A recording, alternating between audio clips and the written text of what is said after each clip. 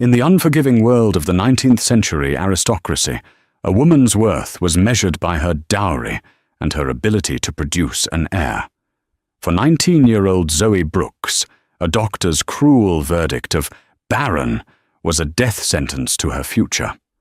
Her fiancé abandoned her. Her friends pitied her, and her own parents, seeing her as nothing more than a broken vessel, committed the ultimate betrayal. They sold her. But as she stood on the precipice of ruin, an unexpected offer came from the most powerful and enigmatic man in the county, a lonely duke, haunted by his own tragic past, who offered his name, his protection, and his hand. This is the story of how a woman discarded as worthless found her strength, her voice, and a love more powerful than any title. The words hung in the stale air of the drawing room, more suffocating than the tightly laced corset digging into Zoe Brooks's ribs.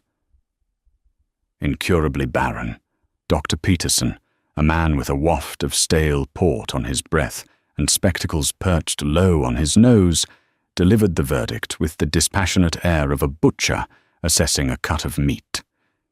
He didn't look at Zoe. He addressed his words to her father, Lord Brooks, a man whose face was slowly hardening into a mask of granite displeasure.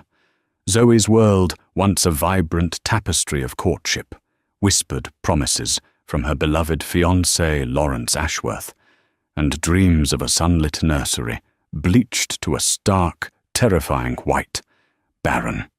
The word was ugly, ancient. It was a brand, a mark of failure in a world where a woman's primary function was to secure a dynasty. At 19, she had been condemned. "Are you certain, Peterson?" Her father's voice was a low growl, stripped of all warmth. "I have conducted every examination known to medical science, my lord," the doctor said, packing his leather bag with an air of finality. "The girl's constitution is delicate. There will be no children." Zoe wanted to scream that she was not delicate. She rode her mare with a fire that scandalized the grooms.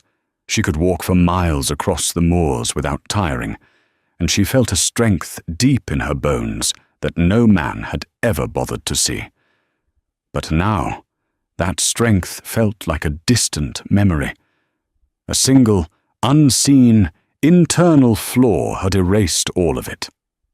Her mother, Lady Brooks, let out a soft, theatrical sob, dabbing a lace handkerchief at her dry eyes. It was a performance Zoe knew well. It was the same sound she made when a piece of porcelain was chipped or when the cook oversalted the soup. It was a sound of inconvenience, not heartbreak. "All is lost," her mother whispered, her gaze flicking toward Zoe with an expression that was not sympathy, but accusation. "The Ashworths will never stand for this. Their line is one of the oldest in the Shire." The meeting with the Ashworths was held the following day. It was a brief, brutal affair. Lawrence, the man who had sworn his undying love beneath the willow trees of her family's estate, Willow Creek, couldn't even meet her eye.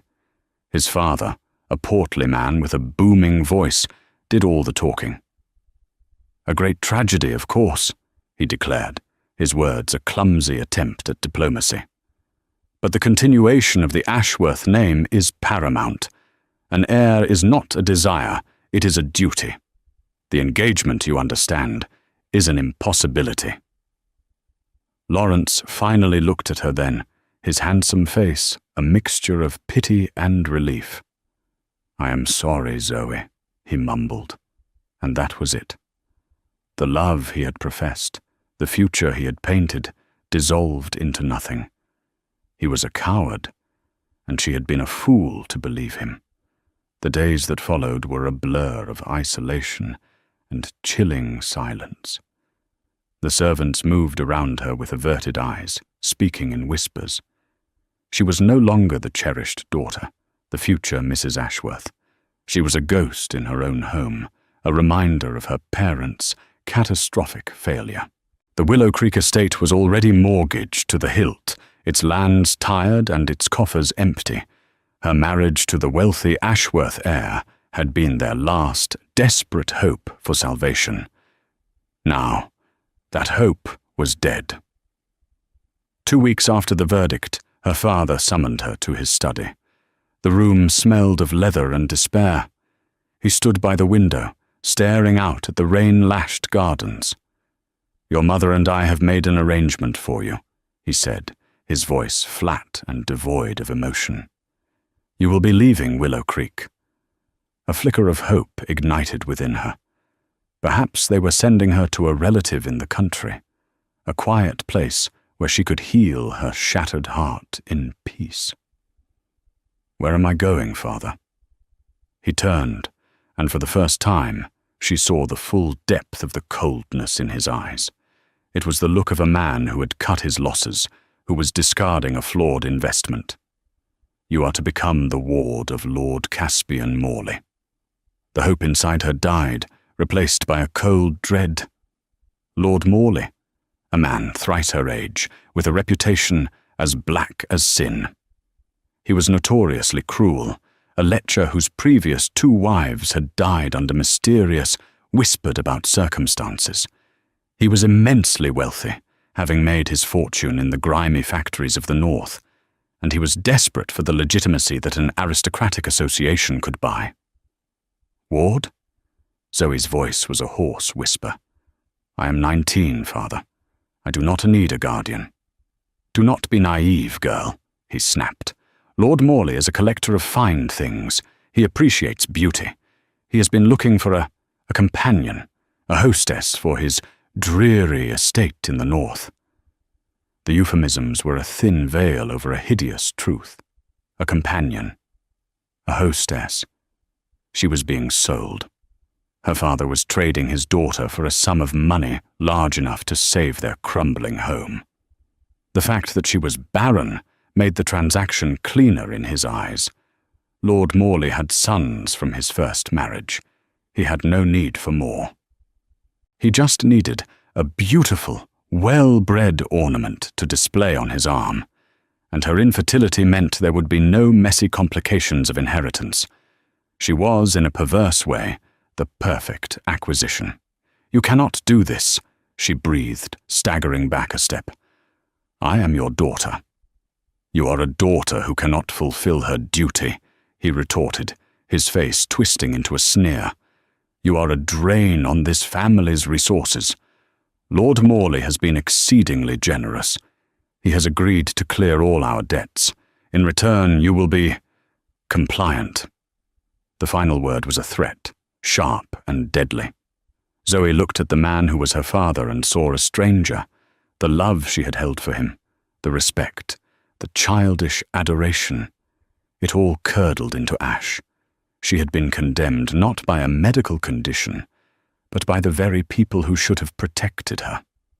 Her life at Willow Creek was over. A far darker chapter, in the cold, menacing grasp of Lord Morley, was about to begin.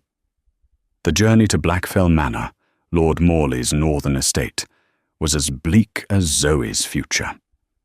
The carriage rattled over rutted roads, carrying her away from the gentle greens of the south to a landscape of grey stone and wind-swept moors.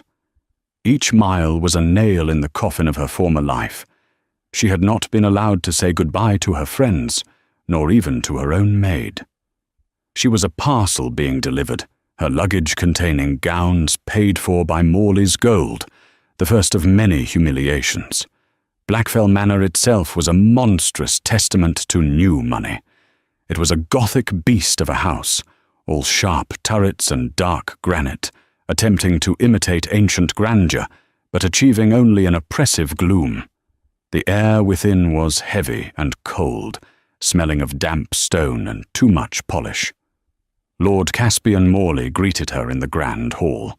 He was a short, stout man, with pale, fleshy hands and small black eyes that roamed over her person with a possessive gleam that made her skin crawl. He was dressed in extravagantly coloured silks that were too tight for his frame. a garish peacock in a house of crows. "Ah, Miss Brooks. Zoe," he said, his voice slick and oily. He took her hand, his thumb stroking the back of it in a gesture that was meant to be suave, but was merely repulsive. "Welcome to your new home. I trust the journey was not too arduous for your delicate sensibilities."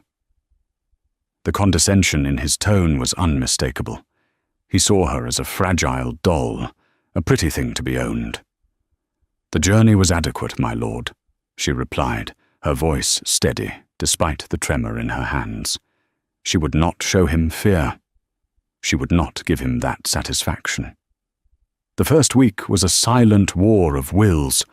Morley paraded her at dinners with his boorish local business associates, introducing her as his charming young ward. The men would look at her with a mixture of envy and pity, their wives with undisguised contempt. Zoe moved through these events with a serene, icy grace, a perfect porcelain mask hiding the turmoil within. She was polite, she was beautiful, and she was utterly unreachable. This quiet defiance seemed to amuse Morley at first, but soon his patience began to fray. He began to make his intentions clearer. His hand would linger too long on her arm, his compliments would become laced with crude innuendo, and he would appear at her bedroom door late at night, only to be turned away by the bolt she had learned to ram home with a heavy wooden chair propped beneath the handle. "You forget your place, girl," he hissed at her one evening after a failed attempt to corner her in the library. "You are here at my pleasure.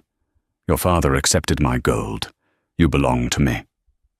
"My father accepted your charity to settle his debts, my lord," Zoe countered, her chin held high. "He did not sell me into slavery. I am your ward, not your property." His face purpled with rage, and for a moment she thought he would strike her, but then a footman appeared to announce a visitor, and the moment was broken. Morley smoothed his waistcoat, his expression shifting back to a semblance of civility, but his eyes promised retribution. The visitor was a man Morley was clearly desperate to impress. Duke Spencer, Cross of Hawthorne. When the Duke entered the room, the very atmosphere seemed to change.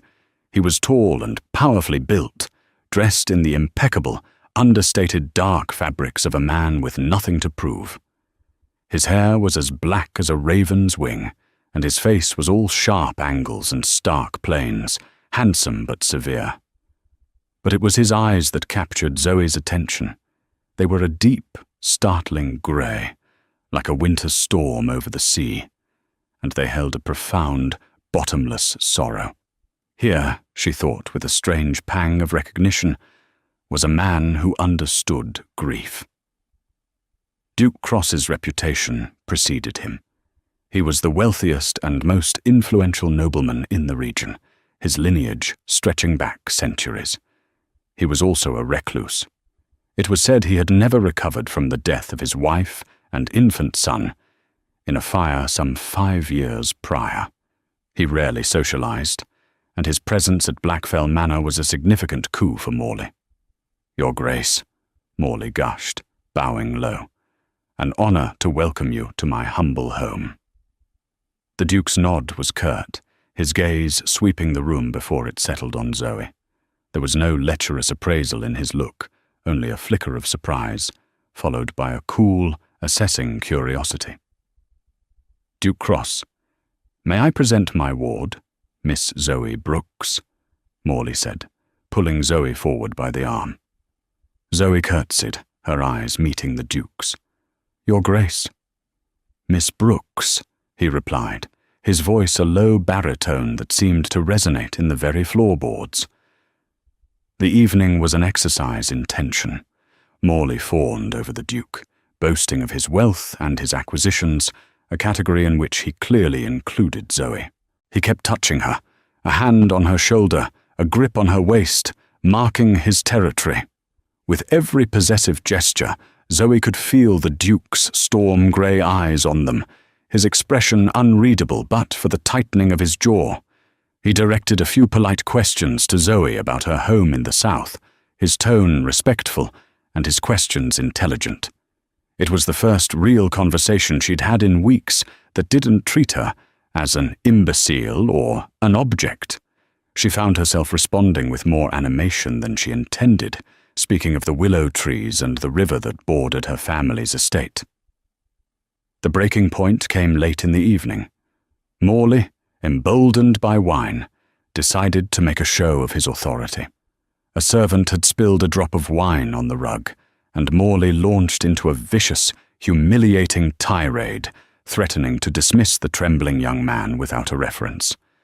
Zoe, unable to stomach the cruelty, intervened. "My lord, it was a simple accident." Morley turned on her, his face flushed. "You will be silent, girl.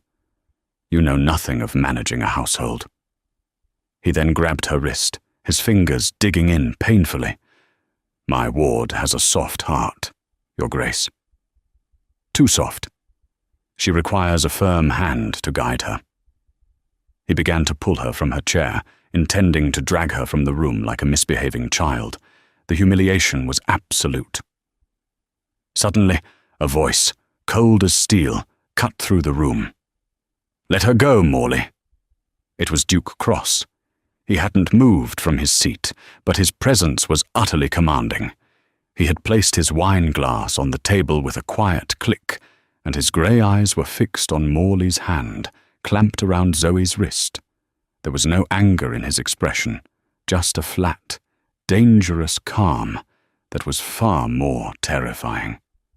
Morley froze, his bravado evaporating under the Duke's glacial stare.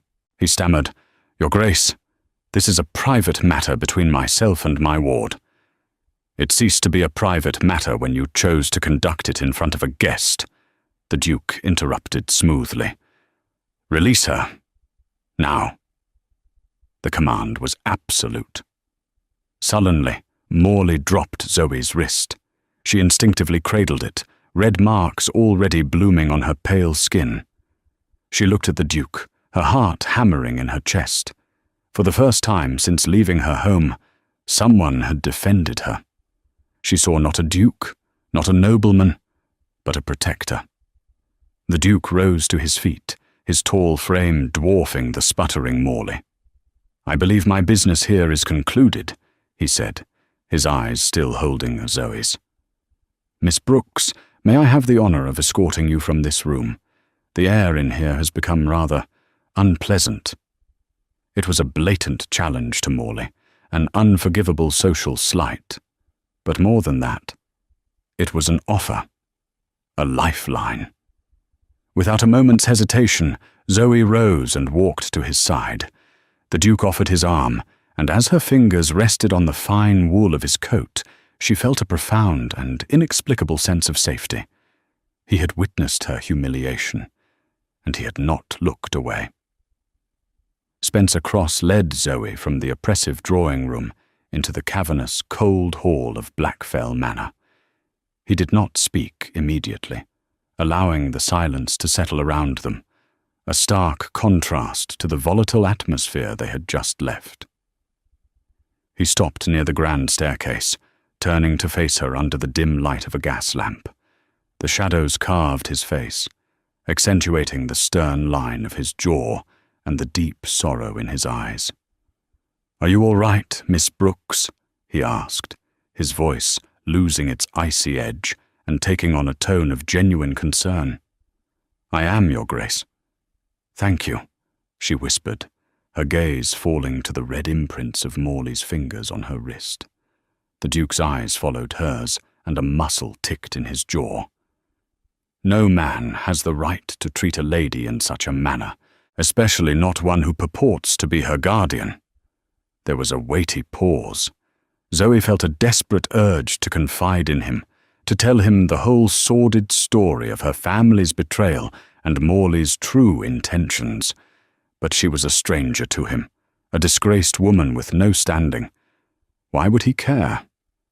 As if reading her thoughts, he said, "I am aware of your families, financial difficulties, and I am aware of the nature of the arrangement Morley made with your father."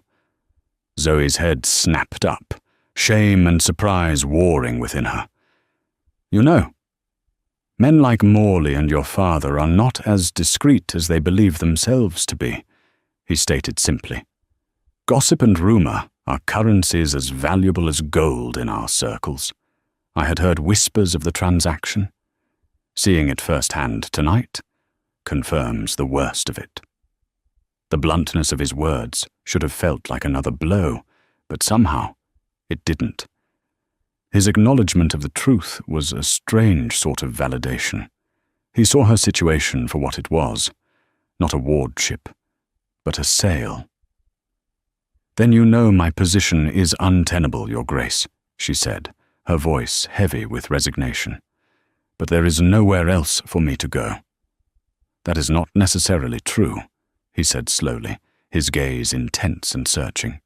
He seemed to be weighing his next words with immense care.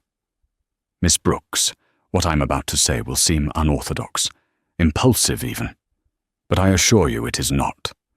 I am a man who makes calculated decisions." He took a step closer, and Zoe had to tilt her head back to look up at him. "I find myself in need of a duchess," he stated, his voice a low, steady rumble. "Hawthorne Manor requires a mistress. I require an heir to carry on the cross name.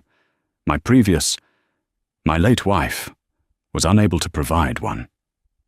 A pained expression flickered across his face, a shadow of the tragedy that defined him. Zoe's heart ached with a sudden, sharp sympathy. "You, Miss Brooks," he continued, his focus returning to her, "are a woman of impeccable breeding and evident strength of character. You are also in a desperate and dangerous situation. Morley will not be so easily thwarted a second time. His pride is wounded, and men like him become beasts when their pride is at stake." She knew he was right. The brief reprieve he had won her tonight would only fuel Morley's rage. "Therefore," the Duke went on, his voice dropping even lower, "I am making you a proposition, a contract, if you will. I am offering you my name, my protection, and my title. I am offering you marriage." Zoe stared at him, utterly speechless. Marriage? To the reclusive, powerful Duke of Hawthorne? It was impossible. It was a fantasy. Men like him, married for dynastic alliances, for vast dowries, for pristine reputations. She had none of that.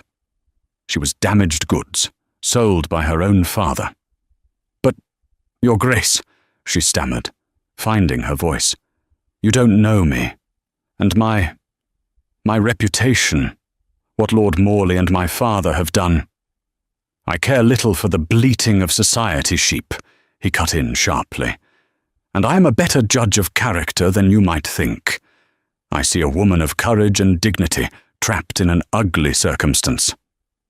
He paused, and his next words were softer, laced with a surprising vulnerability. "And perhaps I see a fellow soul who has known profound loss. My life at Hawthorne is a quiet one, a lonely one. I would not offer you a whirlwind romance or declarations of feigned passion. I offer you respect.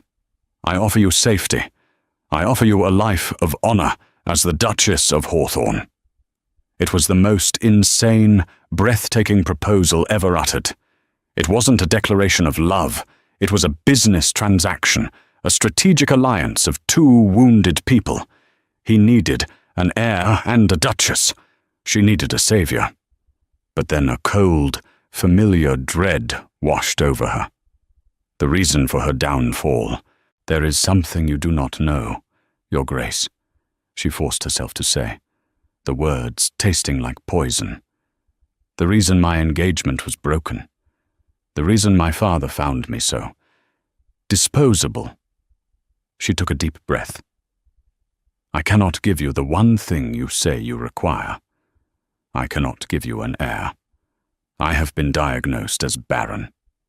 She watched his face closely, expecting to see the offer rescinded, to see the flicker of interest in his eyes die and be replaced by pity or disgust. Instead, Duke Spencer Cross did something utterly unexpected. A small, sad smile touched his lips, though it didn't reach his haunted eyes. "Medical science is not as infallible as its practitioners would have us believe, Miss Brooks," he said quietly. "My late wife, Liana, was told the same thing by 3 different London physicians. They used the same cruel words. They made her feel like a failure." He looked away for a moment, towards the dark, unwelcoming doors of the manor. "I will not allow another woman under my protection to suffer that same shame. Whether you can bear a child or not is a matter for fate and time. It is not a prerequisite for my offer. Your safety is." His words struck her with the force of a physical blow. He wasn't dismissing her perceived flaw, he was negating it, shielding her from the very judgment that had destroyed her life. He was offering her worth beyond her womb. It was a gift so profound, so unexpected. She felt tears well in her eyes. He saw her tears, and his expression softened further. "The choice is yours, of course. A life here, under Morley's thumb, or a life at Hawthorne, as my wife, as the Duchess." She thought of Morley's fleshy hands and cruel eyes. She thought of the long, empty years stretching before her in that cold, dark house. Then she looked at the Duke. She saw not a fairy tale prince, but a man scarred by life, just as she was. He was offering her a gilded cage, yes, but its bars would be forged of respect and protection, not ownership and cruelty. It was a choice between 2 prisons, but one of them offered the chance of freedom, of dignity. Her decision was instantaneous. "Yes," she said, her voice clear and strong. "Yes, Your Grace. I accept your proposal." A flicker of what might have been relief crossed his face. He gave a single decisive nod. "Very well, it is done. I will have my solicitor in London draw up the marriage settlements and a contract that will nullify any agreement your father made with Morley. We will deal with Morley himself in the morning. For tonight, lock your door. I will have 2 of my own men stand guard outside it." He offered her his arm once more. "Allow me to escort you to your room, Miss Brooks. Or should I say, Zoe?" As she took his arm and they ascended the grand staircase, leaving the shadows and the spectre of Lord Morley below, Zoe felt a fragile, trembling shoot of hope push its way through the barren soil of her despair. Her life had been shattered, but perhaps, just perhaps, she had been given the chance to build a new one from the pieces. The confrontation with Lord Morley the next morning was a masterclass in aristocratic power. Spencer Cross did not raise his voice. He did not threaten.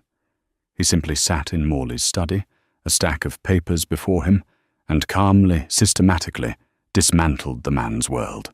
He spoke of Morley's precarious business loans, a certain shipping irregularity that customs officials would find fascinating, and the social annihilation that would result from a duke publicly accusing him of attempting to enslave a nobleman's daughter.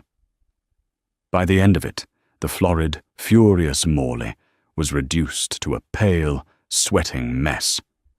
The wardship was terminated. Zoe was free. She left Blackfell Manor on the Duke's arm, not looking back once.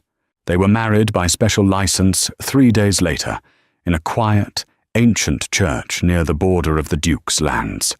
The ceremony was witnessed only by Spencer's solicitor, a severe-looking man named Mr. Abernathy, and an elderly woman who was the church caretaker.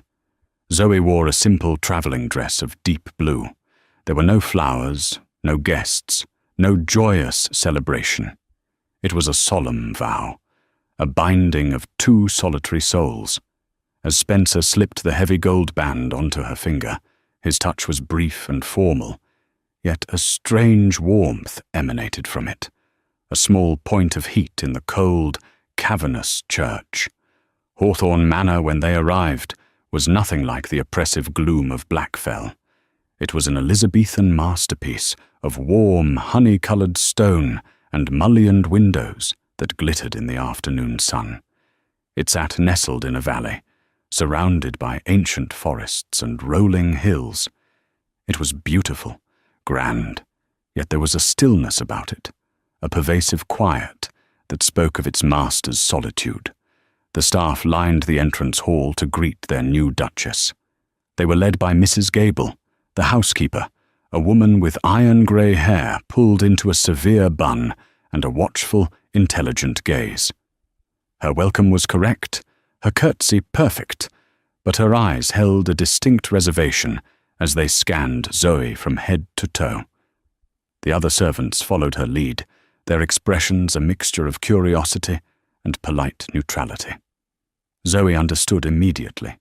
She was an outsider, an unknown quantity in this perfectly ordered world that had, until now, revolved around one man and the ghost of one woman. And the ghost was everywhere. Her name was Liana. Her portrait hung in the long gallery, a beautiful, ethereal woman with pale blonde hair and eyes the colour of a summer sky. She looked delicate, beloved, and profoundly sad. Liana's favourite flowers, pale white roses, were still grown in a dedicated section of the greenhouse. Liana's personal sitting room had been left untouched, a shrine of silk upholstery and silver-framed trinkets. Liana's monogram, an elegant, swirling L, was engraved on the silverware. Zoe was given a suite of rooms in the opposite wing from the Duke's. They were exquisite, furnished with priceless antiques and silks, with a balcony overlooking the formal gardens. It was a luxurious prison of comfort and isolation. Spencer was a courteous, if distant, husband. They dined together each evening, the vast expanse of the mahogany table stretching between them like a chasm. He would inquire about her day, listen politely to her answers, and then retreat into his own thoughts. He never spoke of Liana, but her name was a silent third guest at every meal. He spent his days managing his vast estates, his evenings locked away in his study. Zoe was left to her own devices. She tried to learn the rhythms of the household, but Mrs. Gable was a formidable gatekeeper. Every suggestion Zoe made, every question she asked about the running of the manor, was met with a polite but firm, "The late Duchess preferred it this way, Your Grace." Or, "His Grace has always been particular about that, Your Grace." She was the Duchess of Hawthorne, and yet she had no authority, no purpose. She was merely a placeholder, a necessary component of the Duke's plan to secure an heir. The loneliness was a physical ache. She had been saved from Morley's cruelty, only to be plunged into a gilded cage of profound isolation. The servants whispered about her. She was sure of it. They whispered about the scandalous nature of her sudden marriage, about her family's disgrace, and most of all, they measured her against the sainted memory of Liana. One rainy afternoon, seeking refuge from the oppressive silence of the main house, Zoe discovered the library. It was her sanctuary, 2 stories high, with towering shelves of leather-bound books, rolling ladders, and a massive fireplace. It was the one room that felt lived in, that felt like Spencer's. She would spend hours there, losing herself in novels and poetry, the scent of old paper and wood smoke, a comforting balm. One evening, she was curled in a large armchair by the fire, lost in a book of verse, when Spencer entered the library. He stopped, surprised to see her there. It was the first time she had been in his space, his sanctum. "I apologize, Your Grace," she said, quickly closing the book and making to leave. "I did not mean to intrude." "It is no intrusion," he said, his voice softer than she was used to. "This is your home now, Zoe. You are welcome anywhere in it." He didn't go to his desk as she expected. Instead, he walked over to the fireplace, standing near her chair, warming his hands. The firelight played across his stern features, softening them. "What are you reading?" he asked. "Poetry." "Keats," she replied. "A romantic," he mused, a hint of a smile on his lips. "I confess I am more partial to the histories." An awkward silence fell, but it was less strained than their usual silences. It was a shared quiet, warmed by the fire. "Did you enjoy riding today?" he asked, breaking the silence. He had given her a spirited chestnut mare from his own stables. "Very much," she said, her face lighting up. "She has a wonderful temperament. Reminds me of the mare I had at home." The word slipped out, and a shadow of her past sorrow crossed her face. He saw it. "I am sorry, Zoe," he said, his tone gentle, "for what your family put you through. No one deserves such a betrayal." It was the first time he had acknowledged the emotional wound, not just the practical predicament. Her eyes pricked with unshed tears. "Thank you," she whispered. He looked down at her, his grey eyes holding a depth of understanding that startled her. "I know something of being trapped by circumstance and duty," he said quietly, "and of loneliness." In that moment, the chasm between them seemed to shrink, just a little. He was not just the powerful Duke who had rescued her. He was Spencer, a man who understood what it meant to be alone. He was still a stranger, her husband in name only, but she saw a glimpse of the man behind the title, a man as haunted and as lonely as she was. It was a fragile beginning, a single thread of connection in the vast, echoing silence of Hawthorne Manor. The fragile thread of connection, spun in the library, began, slowly, to weave itself into something more tangible. Spencer started seeking her out, joining her for walks in the crisp autumn air or sitting with her by the fire in the evenings. He began to talk. Not of Liana, never of Liana, but of his work, his tenants, his passion for breeding horses. He listened, truly listened, when Zoe spoke of her own interests, of books, of music, of her surprising knowledge of botany gleaned from years of exploring the woods around Willow Creek. She discovered he had a dry, unexpected wit that would occasionally break through his somber exterior. He found that her quiet demeanor hid a sharp intellect and a fierce, resilient spirit. The stilted formality of their dinners gave way to genuine conversation, punctuated by occasional, shared laughter that would startle the footman.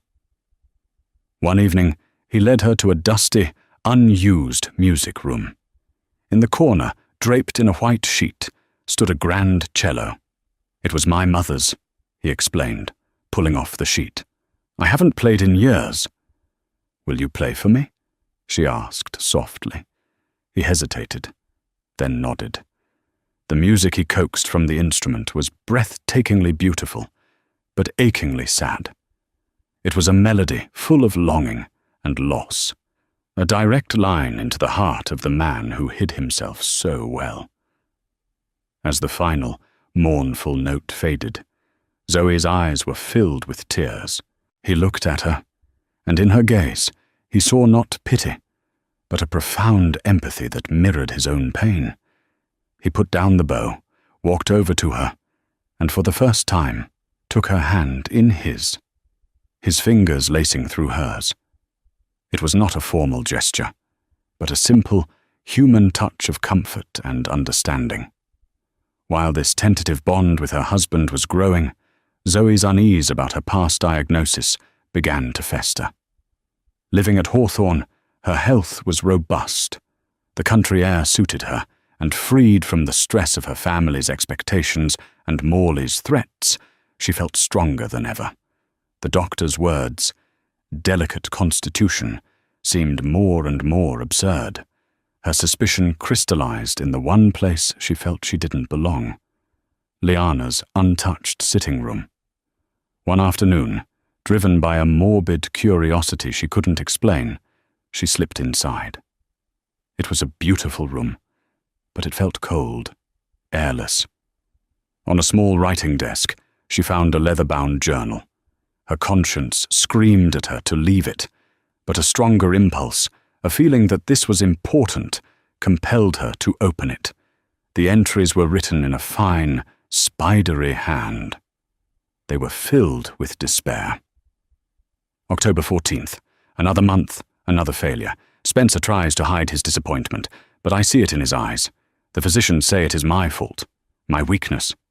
I am a failed wife. December the 1st. Dr. Anselm from London visited today. He is kinder than the others. He speaks not of blame, but of possibilities. He suggested a tonic, a change in diet. He says there is still hope. December 23rd. A miracle. Anselm believes. He's almost certain. I am with child. I am afraid to hope. What if it is another false dawn? I have not yet told Spencer. I want to be certain. The final entry was dated 2 days before the fire that had claimed her life. Zoe's blood ran cold. Liana had believed she was pregnant, and she had mentioned a Dr. Anselm, a name different from the 3 London physicians Spencer had mentioned. A new, shocking thought took root in Zoe's mind. What if the doctors had been wrong about Liana? And if they were wrong about a duke's wife, could they not also have been wrong about the daughter of a minor, debt-ridden lord? Her own diagnosis had come from Dr. Peterson, their local family physician, a man known to be fond of brandy and susceptible to influence. At the time, she had accepted his word as gospel. Now, it seemed flimsy, convenient for her parents, who desperately needed to be free of the financial burden of a dowerless daughter. Meanwhile, Mrs. Gable's quiet hostility began to take on a more sinister edge. The housekeeper seemed to be everywhere, her presence a constant, silent judgment. A book Zoe left in the library would be found back on its shelf. A request for a particular flower in her rooms would be politely ignored, with the excuse that the gardeners were too busy. They were small things, tiny acts of passive resistance, designed to remind Zoe that she did not belong, that she was an usurper in the true Duchess's home. Zoe noticed that Mrs. Gable held private, hushed conversations with one of the junior footmen, a sullen young man named Thomas, and more than once she saw Thomas riding out, not in the direction of the local village, but north, towards the region where Blackfell Manor lay. The seeds of affection for her husband and the seeds of suspicion about her past were growing in tandem. She wanted to confide in Spencer, to share her doubts about Dr. Peterson and her discovery in Liana's journal. But she was afraid of dredging up his pain, and afraid that he might see her suspicions as the desperate fantasy of a barren woman. The word still had the power to make her feel small, to make her doubt herself. The turning point came during a small dinner party Spencer hosted for a visiting magistrate. Zoe, acting as hostess for the first time, took great care with the arrangements. During dinner, the magistrate, a jovial man named Judge Bryant, was complimenting the estate. "I was in your part of the country last month, Your Grace," he said to Zoe. "Near Willow Creek. A sad business. Had to preside over a land dispute. Your father, Lord Brooks, seems to have come into a sudden windfall, I hear. Paying off debts left and right." He chuckled. "Must have had a run of luck at the card table." Zoe's smile froze on her face. A sudden windfall. The words echoed in her mind, confirming the ugly truth of her sale. Beside her, she felt Spencer stiffen. Later that night, after the guests had departed, Spencer found her on the balcony of her room, staring out at the moonlit garden. "What the judge said tonight," he began, his voice tight. "It was the price Lord Morley paid for me, she said, not turning around. The shame was a physical weight. He came to stand behind her. "Zoe, that money is a stain. It has nothing to do with you." "Doesn't it?" she whispered. "My own father sold me like livestock."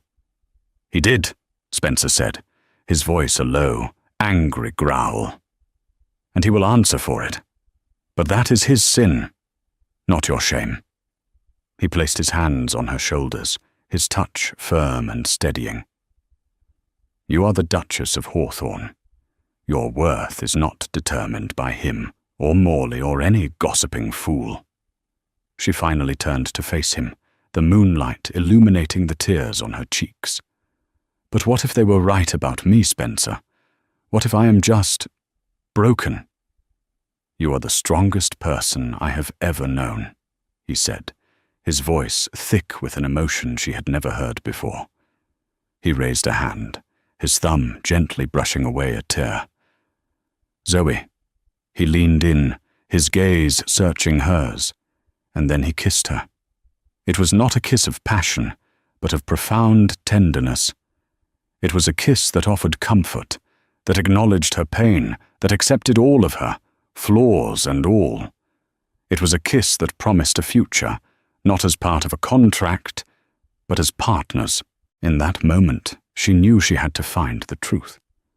Not for him, not for the sake of an heir, but for herself. She had to know if the foundation of her ruin had been built on a lie.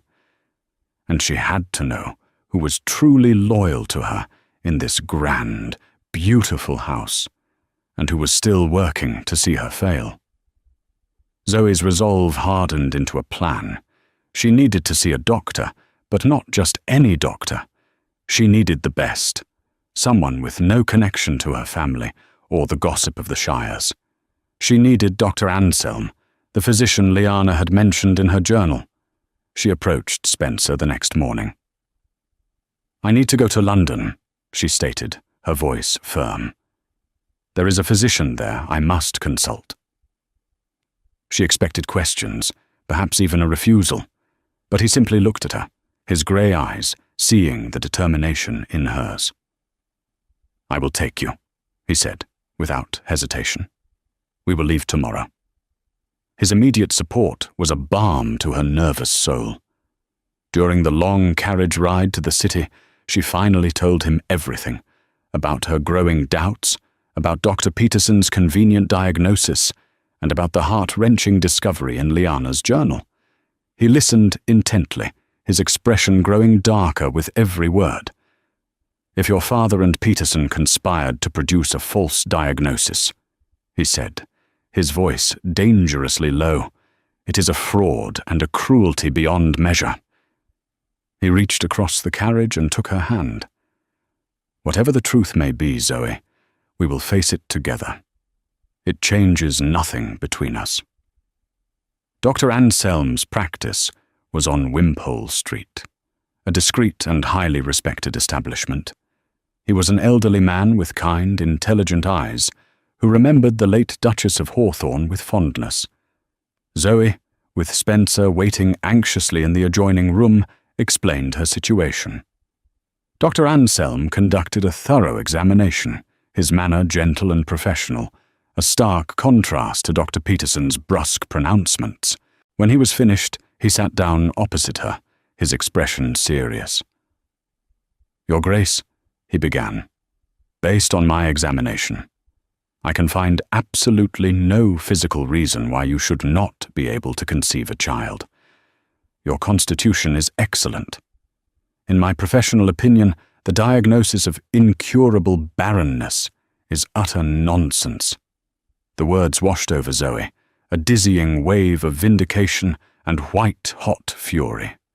It had all been a lie. Her heartbreak, her broken engagement, her family's betrayal, her sale to Morley, all of it built upon a deliberate, calculated falsehood. She wasn't broken. She had been betrayed. When she and Spencer emerged from the clinic into the London afternoon, the world looked different, sharper. The chains of shame and inadequacy that had bound her for so long had shattered. but their return to Hawthorne was met with immediate crisis. As their carriage rolled up the grand drive, they were met by a frantic stable-master. "Your Grace, it's Mrs. Gable. She's gone." A quick search of the housekeeper's rooms revealed the truth. She had packed her belongings and fled, but not before taking a small, but valuable, collection of silver miniatures from the drawing-room. But far more damning was a letter, dropped in her haste, found on the floor near her desk. It was from Lord Morley. The letter was short and vicious. It berated Mrs. Gable for failing to provide any useful gossip about the Duke and his new wife, and it threatened to expose her own past. Apparently, she had been dismissed from a previous post for theft, if she did not find a way to create a scandal that would drive a wedge between Zoe and Spencer. The sullen footman, Thomas, was her nephew, and Morley had been paying them both for information. The full scope of the treachery was laid bare. Morley had not given up. He had planted a spy in their home, hoping to ruin their marriage from within. Mrs. Gable's constant undermining and subtle sabotage now made perfect, sickening sense. The news of the betrayal had barely settled when a new, more immediate threat arrived. A carriage bearing the crest of Lord Caspian Morley careened up the drive. Morley himself, his face a mask of apoplectic rage, stormed from the carriage. He had clearly heard of Mrs. Gable's flight and had come to confront them directly, his plans having been exposed. "Cross!" he bellowed, striding into the great hall where Spencer and Zoe stood. "You think you have won? You stole my property. That woman belongs to me. Her father and I had a contract." "The only contract you had, Morley, was one of coercion and human trafficking, which I have already taken the liberty of forwarding to the Home Secretary," Spencer replied, his voice lethally calm. He moved to stand slightly in front of Zoe, a human shield. "She is a barren, worthless creature," Morley spat, his eyes wild. "Her father was only too glad to be rid of her. I bought her, and I will have what is mine." He lunged forward, his intention clearly to grab Zoe, but he never reached her. In a movement too fast to follow, Spencer seized him by the front of his coat, lifting the shorter man half off his feet and slamming him against the wall. The sound echoed through the hall. "You will never," Spencer snarled, his face inches from Morley's, his voice a terrifying whisper of controlled violence. "Speak my wife's name again.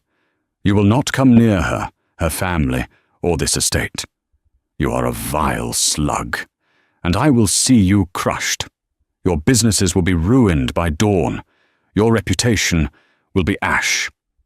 Now get off my land before I forget I am a gentleman and throw you into a ditch myself." He released Morley, who collapsed to the floor, gasping and clutching his chest. The man's bravado was utterly broken, replaced by sheer terror.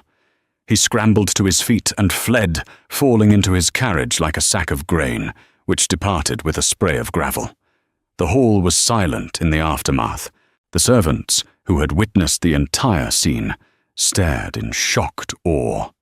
Zoe looked at her husband, this powerful, formidable man who had just defended her honor with such primal ferocity. The last vestiges of her fear and doubt washed away, replaced by a tide of overwhelming love and gratitude. She stepped forward and placed her hand on his arm. His muscles were still corded with tension. "Spencer," she said softly. He turned to her, the fury in his eyes slowly receding, replaced by a fierce, protective tenderness. "He will never bother you again," he vowed. "I know," she said, her voice full of emotion. "Thank you." "I was not defending my Duchess, Zoe," he said, his voice low and intense. He took her face in his hands, his gaze burning into hers. "I was defending the woman I love." The confession hung in the air, more powerful than any shout. He loved her. And in that moment, she knew with absolute certainty that she loved him, too. Not the Duke who had rescued her, but Spencer, the lonely, grieving man who had shown her kindness, who had played the cello for her, who had seen her strength when she could not see it herself. "I love you too, Spencer," she whispered, and his answering kiss was not one of tenderness or comfort, but of searing, passionate love, a promise made and sealed in the great hall of their home, finally and truly theirs. The downfall of Lord Caspian Morley was as swift as it was absolute.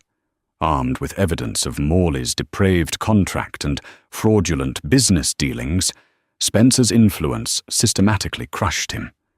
Socially ostracized and financially bankrupt, Morley was forced into a disgraced obscurity, a fitting end for a man who treated people as possessions. Dealing with Zoe's parents required a more nuanced approach. She asked not for their ruin, but for a punishment that would force them to live with their choices. Respecting her wishes, Spencer purchased all of Lord Brooks's debts, becoming their sole creditor.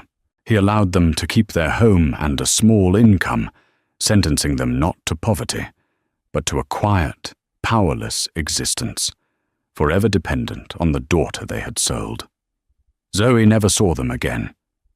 At Hawthorne Manor, a profound transformation took place. With the treachery of the past purged, Zoe stepped fully into her role. She brought warmth and laughter into the silent halls, and the staff embraced her as their true Duchess. The manor, once a monument to grief, began to feel like a home.